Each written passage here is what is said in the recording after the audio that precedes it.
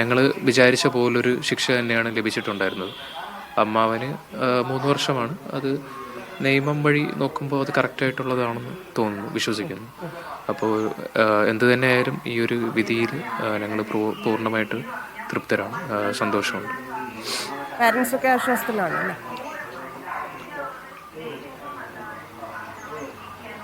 Sorry, parents ഒക്കെ ആശ്വാസത്തിലാണോ? കോടതിയിൽ വെച്ച് തന്നെ നമ്മൾ കണ്ടതാണ് അവർക്കത് എത്രത്തോളം അതെ അതെ ബുദ്ധിമുട്ടുണ്ടാക്കുന്ന കാര്യം.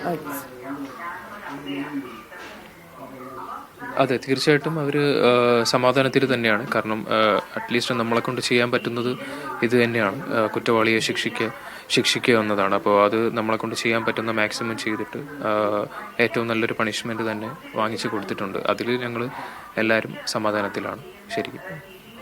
കോടതിയുടെ ചില നിരീക്ഷണങ്ങൾ അത് വളരെ പ്രധാനപ്പെട്ടതാണല്ലോ. കാരണം അവസാന നിമിഷം വരെ, ഇപ്പം നമ്മൾ നേരത്തെയും സംസാരിച്ചിട്ടുള്ളതാണ് ഷിമോൻ, എങ്കിലും ഒരിക്കൽ കൂടി ചോദിക്കുകയാണ്. അവസാന നിമിഷം വരെ പേര് പറയാതെ, ഇല്ലെങ്കിൽ അത്തരത്തിൽ ഗ്രീഷ്മയെ ഒരു തരത്തിലും കുറ്റപ്പെടുത്താതെ മരിക്കാൻ പോവാന്ന് അറിഞ്ഞിട്ട് പോലും അങ്ങനെ നിന്ന ഒരു പ്രണയമായി കൂടി അത് സമൂഹത്തിന് ഉണ്ടാക്കിയിരിക്കുന്ന ഒരു ഡാമേജ്, ഇല്ലെങ്കിൽ ആ ഒരു വികാരത്തിനും ആ ഒരു ബന്ധത്തിനും ഉണ്ടാക്കിയിരിക്കുന്ന ഒരു ഡാമേജിനെ കൂടി കോടതി എടുത്ത് പറയുന്ന ഒരു അവസ്ഥയുണ്ടായിരുന്നു. അങ്ങനെ നോക്കുമ്പോൾ കോടതി പറഞ്ഞ കാര്യങ്ങളിൽ കുറച്ച് നമുക്കൊരു സമാധാനിക്കാൻ എന്നതിനപ്പുറത്തേക്ക് സമൂഹത്തിന് കൂടി കുറച്ച് നല്ലതായിട്ട് തോന്നിയ കാര്യങ്ങൾ എന്തൊക്കെയാണ്? തീർച്ചയായിട്ടും ഇന്ന് ജഡ്ജ്മെൻറ്റിൽ വായിച്ചപ്പോൾ ഞങ്ങൾ ഭാഗത്തുണ്ടായിരുന്നു. അപ്പോൾ അതിൽ പറഞ്ഞിരിക്കുന്ന ഓരോന്നും നമുക്ക് എല്ലാവർക്കും കേൾക്കുമ്പോൾ അത്രത്തോളം വിഷമം ഉണ്ടാക്കുന്ന കാര്യങ്ങളാണ്.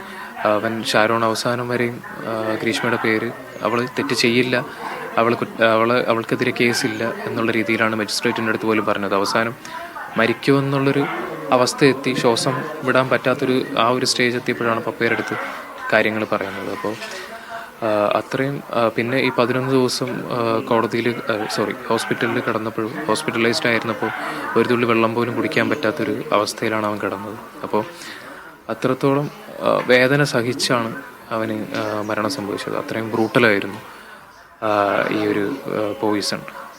സോ ഇപ്പോൾ ജഡ്ജ് പറഞ്ഞതുപോലെ ഇതിപ്പോൾ ഒരു സ്നേഹത്തെ അത്രയും വിശ്വസിച്ച് സ്നേഹിച്ചിരുന്ന അവനെ കൊന്നത് അതൊരു സമൂഹത്തിന് വലിയൊരു മെസ്സേജ് തന്നെയാണ് പോയത്.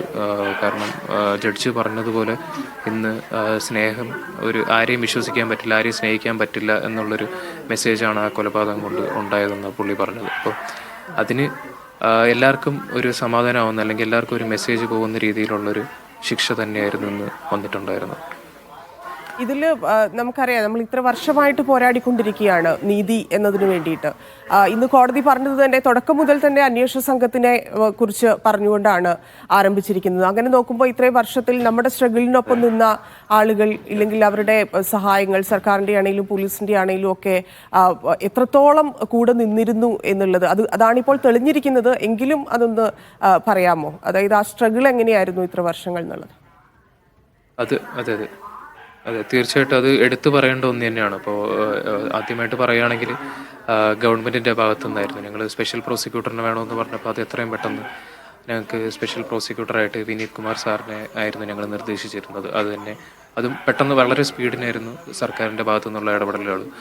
അതുപോലെ സർക്കാരിൻ്റെ ഭാഗത്തു നിന്നപ്പോൾ വലിയ സപ്പോർട്ടാണ് നമുക്ക് കിട്ടിയത്. അതുകൂടാതെ ഈ കേസ് പാറശാല പോലീസ് സ്റ്റേഷനിൽ നിന്ന് സി ബ്രാഞ്ചിലോട്ട് ട്രാൻസ്ഫർ ചെയ്തപ്പോൾ അവിടെ നിന്ന് ഉണ്ടായിരുന്ന അന്വേഷണ ടീം, അതായത് സുൽഫിക്കർ സാറ്, ശില്പ മാഡം, പിന്നെ അടുത്ത് ജോൺസൺ സാറായിരുന്നു, DYSP ജോൺസൺ സാറായിരുന്നു ആദ്യഘട്ടത്തിൽ അന്വേഷണ ഉദ്യോഗസ്ഥൻ.